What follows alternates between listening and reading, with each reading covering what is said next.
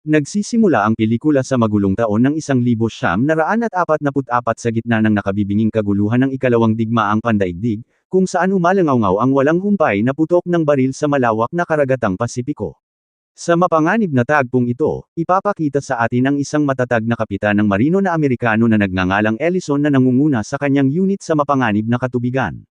Ang kanyang grupo ay malupit na inambus ng mga sundalong Hapones noong isang kritikal na misyon, na nag-iwan ng matinding pinsala.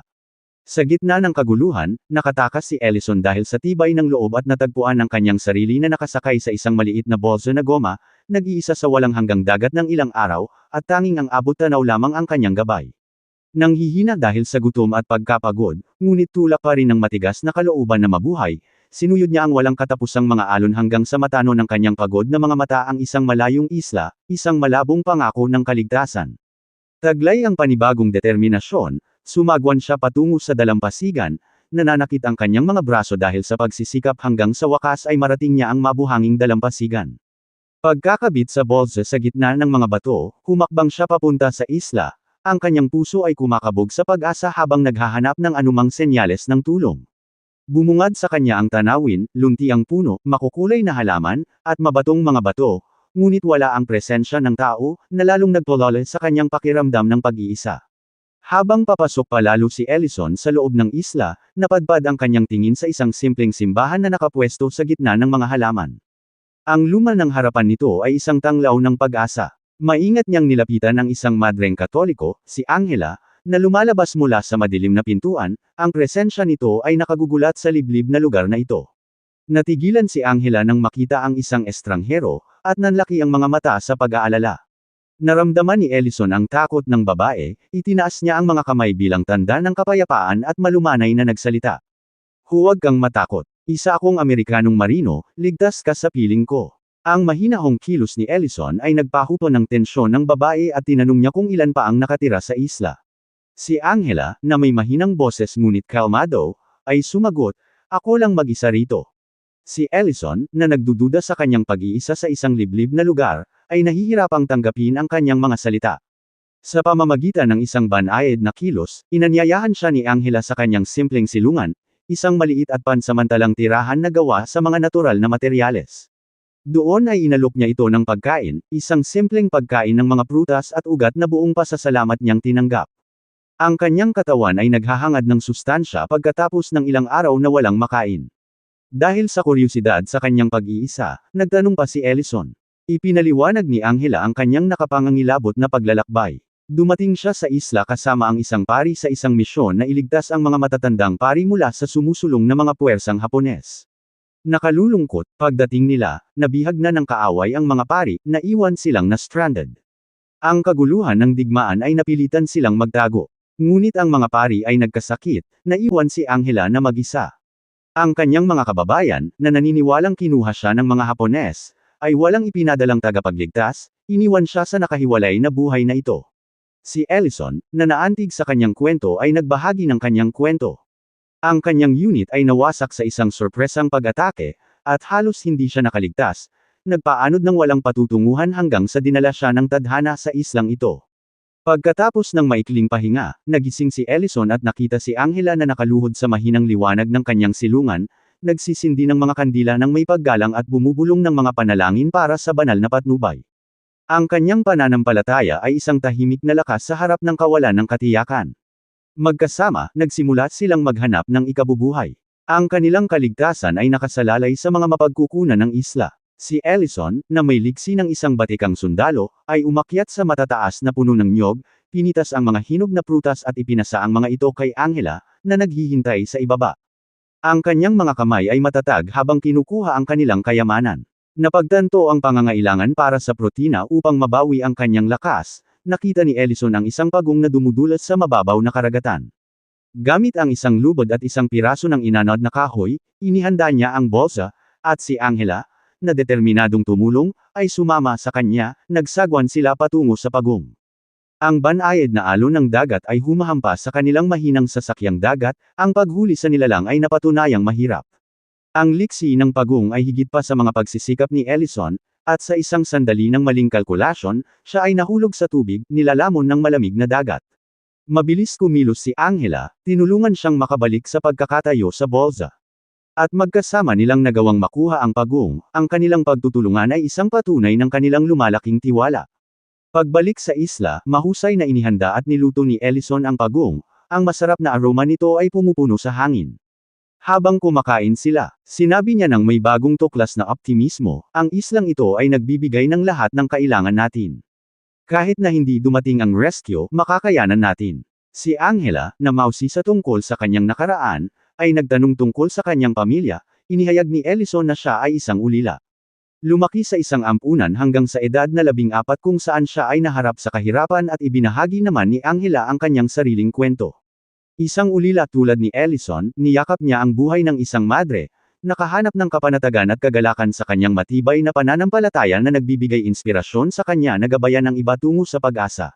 Sa kabila ng kanilang magkakaibang pananaw, ang mapayapang espiritualidad ni Angela na kabaligtaran ng matigas na pragmatismo ni Ellison, bumuo sila ng isang malalim na koneksyon, ang kanilang ibinahaging kahinaan ang nagtulay sa kanilang mga mundo.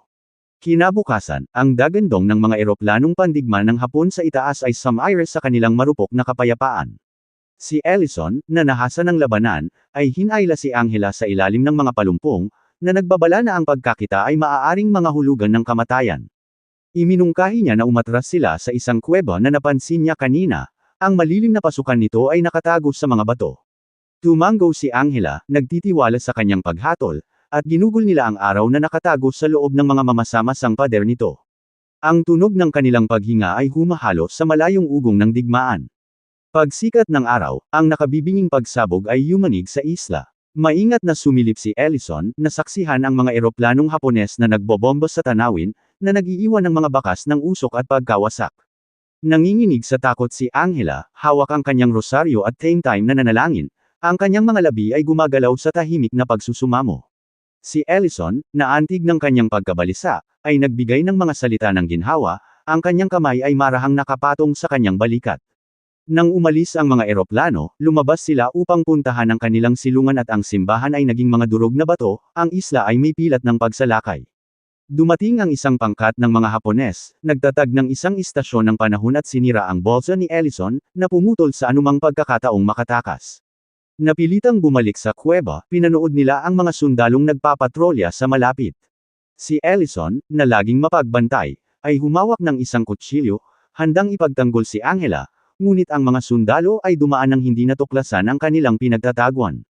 Si Angela, desperado at gutom, ay nagmungkahi na sumuko, naniniwalang maaaring maligtas ng mga Hapones ang isang madre, na nagbibigay kay Ellison ng pagkakataong tumakas, napansin niya na ang kanilang pagkain ay halos wala na. Si Ellison, na mapagtanggol at determinado, ay tumanggi, na nagsasabing, hindi natin maaaring subukan ang pagkakataong iyon. Kaya nilang gawin ang kahit ano sa iyo, mananatili tayong nakatago.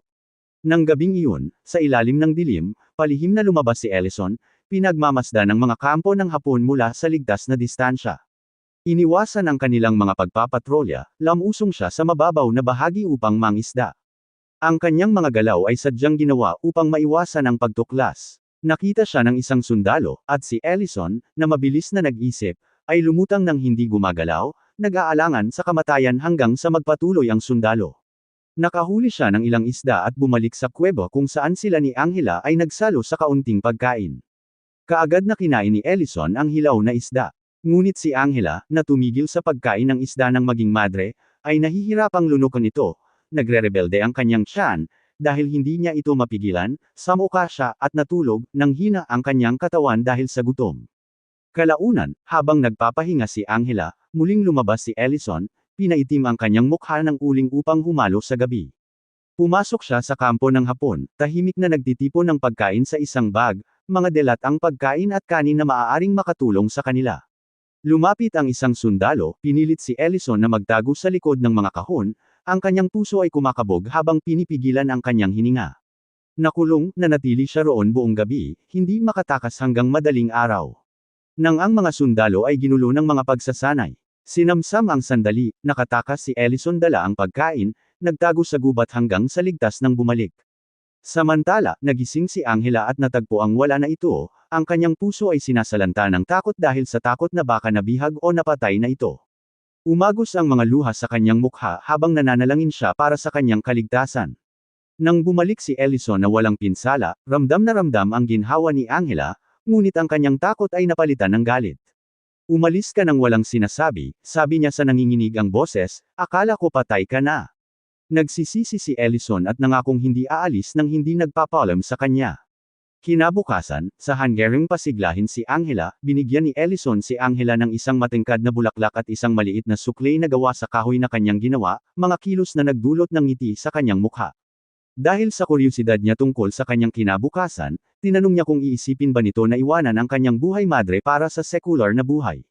Inihayag ni Angela na hindi pa niya nagagawa ang kanyang mga huling panata dahil ang mga madre ay binibigyan ng 5 taon upang gumawa ng tiyak na pagpili at nananatiling hindi siya sigurado sa kanyang landas. Umaasa si Ellison na lumalaki ang pagmamahal niya para sa kanya, na maaaring pag-isipang muli ng babae ang kanyang pangako. Ang sandali ng kanilang koneksyon ay naputol ng mga ingay. Nag-iimpake na ang mga sundalong Hapones at iniiwan na ang isla. Dahil sa labis na tuwa, natuklasan nina Ellison at Angela ang mga naiwan nilang supply, na siyang nagpagan sa kanilang kakulangan sa pagkain. Sa sandaling ito ng pahinga, nagsalita si Ellison, ibinahagi ang kalungkutan ng kanyang pagkabata at ang mga paghihirap na kanyang kinaharap. Taglay ang kahinaan, inamin niya, umiibig na ako sa iyo. Pagkatapos ng digmaan, sana'y isipin mo ang pagtalikod sa iyong mga panata at pakasalan ako. Natigilan si Angela, at ipinaliwanag ang kanyang debosyon sa Diyos, dahil hindi niya kayang ipagkanulo ang kanyang pananampalataya para sa isang romantikong buhay. Bagamat nasaktan si Ellison, nirespeto niya ang kanyang desisyon, at sinabing, pasensya na kung nagalit ka sa mga sinabi ko, patawarin mo ako. Nang gabing iyon, habang nagsasalo-salo sa pagkain, natuklasan ni Ellison ang isang bote ng Japanese sake sa mga supply. Dahil sa labis na pag-inom, nalasing siya at sa isang pagkakamali sa paghatol, ibinasura niya ang mga panata ni Angela bilang walang kabuluhan, inihambing ang kanilang pag-iisa kina Adan at Eva sa isang sinaunang Eden. Labis na nasaktan, tumakas si Angela papunta sa gubat, binasa siya ng ulan habang siya ay bumagsak, nakatulog sa lamig. Si Ellison na nagmamasid, ay naghanap ng may pagkataranta, ngunit hindi niya siya matagpuan sa dilim. Pagsikat ng araw, natagpuan niya itong walang malay, ang katawan nito ay nanlalamig dahil sa pagkakalantad. Dinala niya ito patungo sa inabandonang kampo, ngunit napansin niyang bumalik na ang mga Hapones, kaya napilitan siyang umatras sa kuweba. Lumala ang kalagayan ni Angela, mababaw ang kanyang paghinga. Isinugal ni Ellison ang lahat, palihim na pumasok sa kampo ng mga Hapones, ninakaw ang mga kumot at gamot. Nakita siya ng isang sundalo at sa isang desperadong akto, pinatay ni Ellison ang lalaki gamit ang kanyang kutsilyo, itinago ang katawan upang maiwasan ang pagtuklas. Pagbalik sa kuweba, pinalitan niya ang basang damit ni Angela upang mapanatili itong mainit, ibinigay ang gamot, at sa unang pagkakataon. Nagdarasal ang oras para sa kanyang paggaling, ang kanyang pag-aalinlangan ay napalitan ng pag-asa. Nang magkamalay si Angela, tinanong niya kung sino ang nagpalit ng kanyang damit.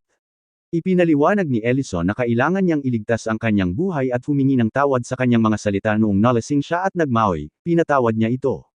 Lumalim ang kanilang ugnayan dahil sa pagkakaunawaan, nang biglang sumabog ang mga pagsabog sa labas. Ang mga Hapones, matapos matagpuan ang bangkay ng kanilang mga sundalo, ay binobomba ang isla, hinahanap si Ellison. Lumapit ang mga sundalo sa kuweba, sumisigaw, lumabas kayo o maghahadjas kami ng granada. Nahaharap sa pagsuko o kamatayan, nanalangin si Angela, naniniwalang malapit na ang kanilang katapusan. Sa sandaling iyon, mas malalakas na pagsabog ang umalangaw, inaatake ng mga eroplano ng American Navy ang mga puwersa ng Hapon. Paglabas, nasaksihan nina Ellison at Angela ang pagsalakay, natuwa ang kanilang mga puso sa nakitang mga eroplano ng Amerikano. Napansin ni Ellison na ang mga Hapones ay naglagay ng 4 na kanyan, na ginagawang mapanganib ang paglapag ng mga Amerikano. Sinabi niya kay Angela, kailangan kong sirain ang mga kanyan na iyon upang iligtas ang aking mga kasama gaya ng nais ng Diyos. Bagamat natatakot, sumang-ayon si Angela. Iniiwasan ang mga bomba, nilakbay ni Ellison ang larangan ng digmaan kung saan karamihan sa mga sundalong Hapones ay patay na. Nasugatan ng shrapnel, nagpatuloy siya, na sinira ang bawat kanyan ng may katumpakan. Ang kanyang mga aksyon ay nagligtas ng hindi mabilang na mga buhay ng mga Amerikanong sundalo. Paglabas ni Angela mula sa kuweba, natagpuan niya itong sugatan at maingat na inisikaso ang mga pinsala nito. Nang hihina si Ellison at sinabi, magkakaiba na ang ating mga landas ngayon. Baka hindi na tayo magkita muli.